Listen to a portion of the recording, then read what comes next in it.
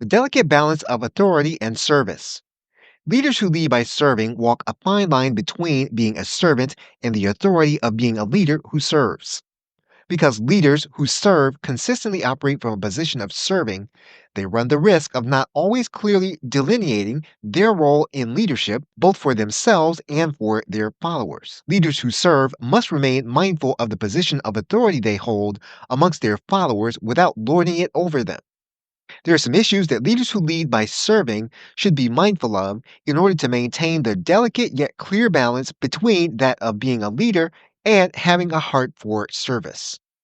In traditional leadership roles, the position of leader is usually more clearly delineated, since the leader is not necessarily the one who has been a servant nor functions from a place of service for their followers. But the leader who leads by serving is a servant first, which can prove a somewhat difficult situation for the leader follower relationship. If a leader who leads by serving was first a servant and continues to put service first, it is easy to see why there might be difficulties in consistently being clear on the distinction of roles between leader and the follower.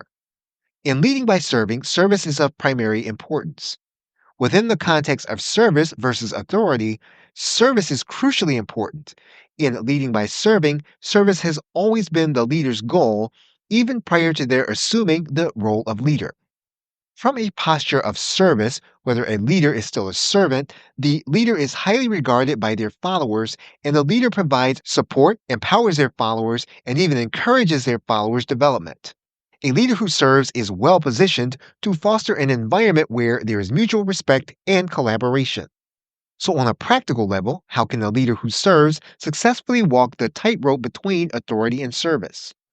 First, the leader who serves can resolve to be authoritative and remain calmly in charge of all situations, even adverse ones.